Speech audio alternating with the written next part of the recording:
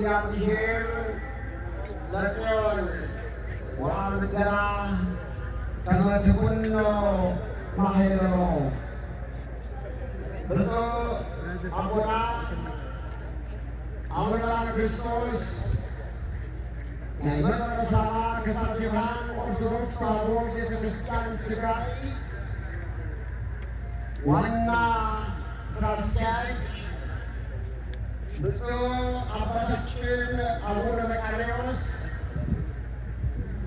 የአክሱም ማዕከላዊ ዞን ሀገረ ስብከት ሊቀ ጳጳስና የቅዱስ ሲኖዶስ አባል ብፁዕ አቡነ አረጋዊ የትግራይ ኦርቶዶክስ ተዋሕዶ ቤተ ክርስቲያን ቅዱስ ሲኖዶስ ዋና ጸሐፊና የጠቅላላ ሀገረ ስብከት ሊቀ ጳጳስ ክቡር ጀነራል ወረደ ታደሰ ወረደ ናይ ጊዜያዊ መንግስት ትግራይ ፕሬዝደንት ክቡር ዶክተር ደብረጽዮን ናይ ቲፒኤልኤፍ ሰብሳቢ ክቡር አቶ አማኑኤል የጊዜያዊ መንግስት ትግራይ ምክትል አስተዳዳሪ የማዕከላዊ ዞን ዋና አስተዳዳሪ አቶ ሲሳይ እንዲሁም የልጅነታዊትና ታሪካዊት የሁሉም አብያተ ክርስቲያናት በሀገር ውስጥም በውጭም ላሉት እናት የሆነችው የአክሱም ጽዮን ከተማችን ከንቲባ አይተ ትጉሃዶ ብፁዓን አበው ሊቃነ ጳጳሳት ክቡር ዶክተር አጽብሃ ክቡር ዩሮኤል ወረዳ መርሃ ናይዛ ጥንታዊትን ታሪካዊትን ቅድመ ኩለን አብያተ ክርስቲያናት የመላክሽም ዋና አስተዳዳሪና የማዕከላዊ ዞን ሀገረ ስብከት ሥራ አስኪያጅ ሊቃውንተ አክሱም፣ ካህናተ አክሱም፣ ዲያቆናተ አክሱም ከሩቅም ከቅርብም ተሰብስባችሁ መጽሐፉን በሚለው እናጽዮን ይምሰል ሰው ሁሉ እናታችን ጽዮን ናት ይላል ተብሎ እንደተጻፈ እናታችን ጽዮን ማርያም አክሱም ናት ብላችሁ ከሩቅም ከቅርብም መጥታችሁ በዚህ ቅዱስ ስፍራ የተገኛችሁ እንዲሁም ደግሞ ቴክኖሎጂን በመጠቀም በመላው ዓለም ሆናችሁ በተለያዩ ሶሻል ሚዲያና ሚዲያዎች እየተከታተላችሁ የምትገኙ ዓለም ዙሪያ ያላችሁ ወገኖቻችን በሙሉ ከሁሉ አስቀድሜ የ2013 የነበረውን የከፋውን ዘመን አልፎ እነሆ ከጊዜ ወደ ጊዜ ወደ ተሻሻለ የሰላም ብርሃን ወደ ታየበት ደርሰን እንዲሁም ደግሞ ከዘራው ዓመት ከአምናው በተሻለ መልኩ እንዲሁም በብዛት ተገኝተን እግዚአብሔርን እንድናመልክ በቅተናልና ይህንን ዕድልና ጊዜ የሰጠን እግዚአብሔር ነውና ክብርና ምስጋና ለእሱ ይድረሰው። እንዲሁም እስመ ኀረያ እግዚአብሔር ለጽዮን ተብሎ በመጽሐፉ እንደተነገረው ምንም እንኳ ለጊዜው ለስሙ ለጽዮናዊት ኢየሩሳሌም የምትገኘው ተራራ የተነገረ ለኢየሩሳሌም የተነገረ ቢሆንም ዋና ፍጻሜው ግን የወንጌል የተሰኘችው እነሆ ከስሉስ ቅዱስ አንዱ አካል የአንዱ የእግዚአብሔር ወልድ እናት የሆነችው ጽዮን እናታችን ቅድስት ድንግል ማርያም ናትና እንዲሁ እንድንገናኝም የእሷ ጸጋ ምልጃም አልተለየንምና ለእሷም ለቅዱስ ገብርኤልና ለኤልሳቤጥ ልናመሰግናት ይገባናልና ምስጋናችን ለድንግል ጽዮን ይድረሳል። የተወደዳችሁ የእግዚአብሔር ቤተሰቦች ጊዜ አልወስድባችሁ። ዛሬ ከዚህ ተሰብስበን የተሰበሰብንባት ከተማ በዚህ በተሰበሰብንበት ከተማ እግዚአብሔርን ማምለክ የተጀመረው እንደ ሌሎቹ ክፍለ ዓለማት ዘግይቶ አይደለም። እግዚአብሔርን እውነተኛ እግዚአብሔርን ማምለክ በዚህ ቦታ የተጀመረው ከጥንት ጀምሮ እንደነበረ እንደሆነ ሌሎች መጻሕፍት ሳንጠቅስ ቅዱሱ የእግዚአብሔር ቃል መጽሐፍ ቅዱስ በጻፈልን ብቻ ተንተርሰን በቂ የሆነውን መልስ ማግኘት እንችላለን። አዎ ዛሬ እንዲሁ በአንድነት ተሰብስበን ያለንበት እንዲሁ ከተማ ማክበር የጀመርንበት የመጀመሪያዋ ጥንታዊቷ እናታችን ታሪካዊቷ እናታችን በእውነት ልዩ የሆነች እናታችን በጣም ቅዱስም ደግሞ ስሟን የጠራ በድንግል ማርያም የተወለደው ኢየሱስ ክርስቶስን ሳይቀር በቅዱስ ወንጌሉ ንግሥተ አዜብ ትነሳ የአዜዋ ንግሥት የአዜብ ንግሥት ማለት የሳባ ንግሥት የአስሟ ንግሥት እነሆ በመጨረሻው ፍርድ ጊዜ ተነስታ ይህ ትውልድ ትፋረደዋለች። ምክንያቱም እነሆ የሰሎሞንን ጥበብ ለማየት ሩቅ ሀገር መጥታለችና ብሎ ጌታችን ይወድሳል። የሁላታችን ቅድመ አያታችን የሆነች ንግሥተ ሳባ ማክዳ እንደሆነች እናውቃለን። ይህን በመጽሐፈ ነገሥት ምዕራፍ 10 ተዘግቦ የምታገኙት ታሪክ ነው።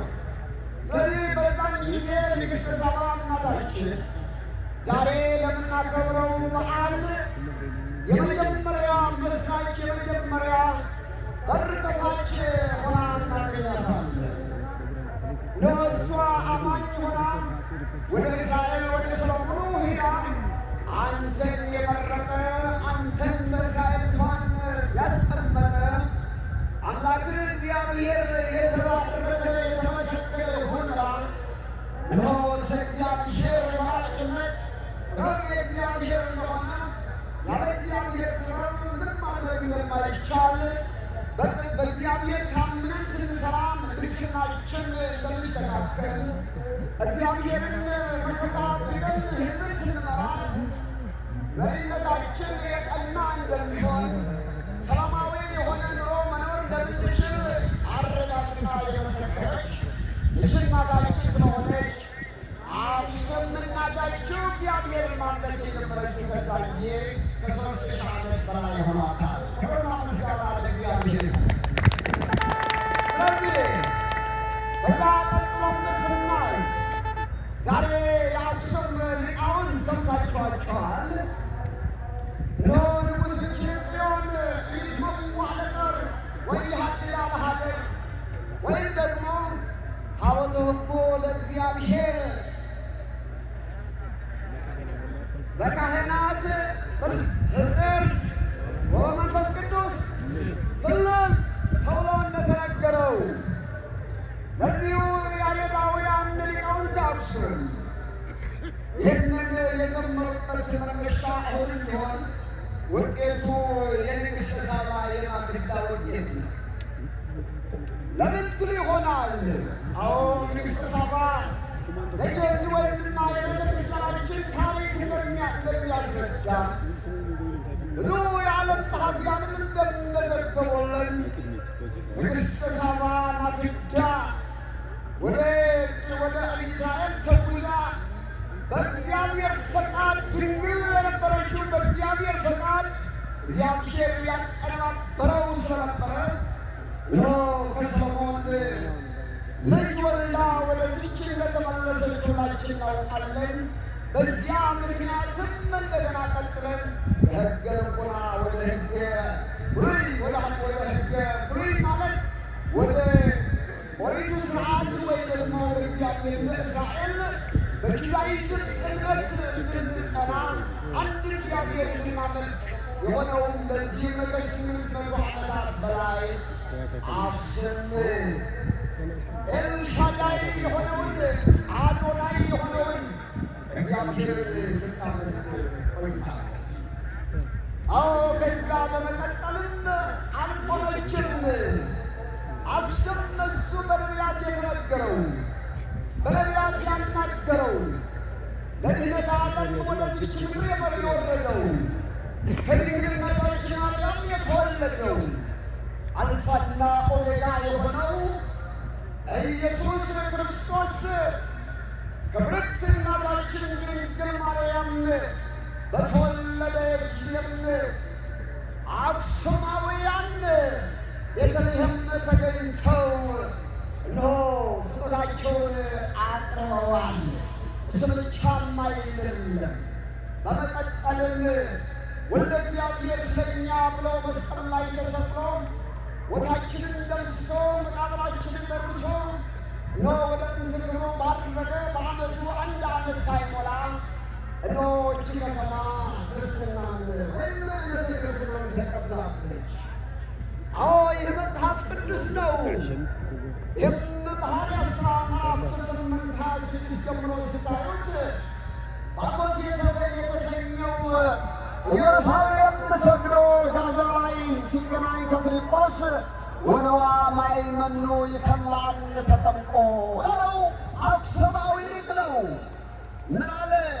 እነሆ እንግዲያማ ውሃ ከዚህ አለ እንዳልጠመቅ የሚከለክለኝ ምንድን ነው ብሎ ሲናገር ማድረግ ያለብህ ከሱ ከነገረው ኢየሱስ ክርስቶስ መሲህ የእግዚአብሔር አብ ልጅ እንደሆነ አምናለሁ ብሎ ተጠምቆ ወደዚች ከተማ መጥቶ በ34 ዓመተ ምህረት አክሱም የታባረከ በዓመቱ ክርስትናን ወይም ደግሞ ጥምቀተ ክርስትናን ተቀብላለች።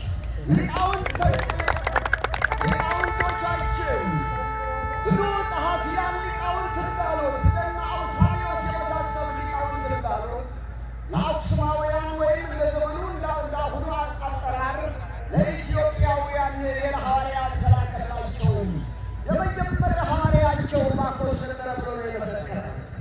ስለዚህ ከዛ ጊዜ በአዲስ ኪዳን ቀጥሎም ነገሩን አሳጥረውና ቀጥሎም በ4ኛው መቶ ክፍለ ዘመን በ330 ገደማ እነሆ ኢላማ ሳይቀና በነበረበት ጊዜ በፍሬማኖስ ከዚህ ካደገው በሱ ምክንያት ቀደም ብሎ ክርስትናን ቀደም ብሎ የቴዎሎጂ እውቀት የነበረው በሚገባ የተማረ ወጣት ስለነበረ ሁሉን አይቶ ጥምቀተ ክርስትና ከነምሩ ሰክረመንት ሙሉ ምስጢራት መምጣት አለበት ተብሎ ከነገሥታቱ ተናግሮ ወደ ግብፅ ወርዶ ከቅዱስ አትናቴዎስ ነው የሊቀ ጵጵስና ማዕረግ ተቀብሎ ደግሞ በ4ኛው መቶ ክፍለ ዘመን ደግሞ አክሱም ኦፊሻሌ የክርስቲያን ነሽኩና ወይም ደግሞ የክርስቲያን ማዕከል ወይም ደግሞ የክርስቲያን ደሴት ሀገር ተብላ የተጠራችበት እናስታውሳለን።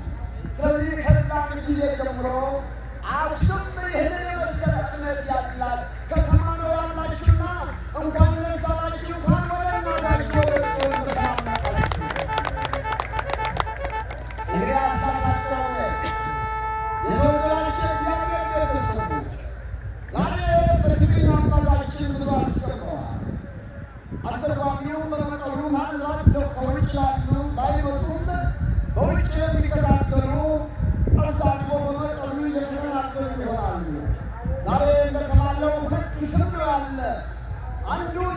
ኪዳንን ታሪክ ነው ይዘን ሊቃውንቶቻችን ያሉ።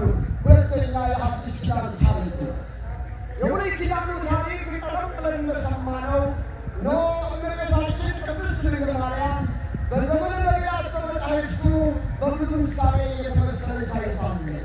አንደኛው ምሳሌዋ በደብረ ሲና ትመሰላለች። ሁለተኛው ምሳሌዋ በደብረ ጽዮን በጽዮን ተራራ ትመሰል ነበረ።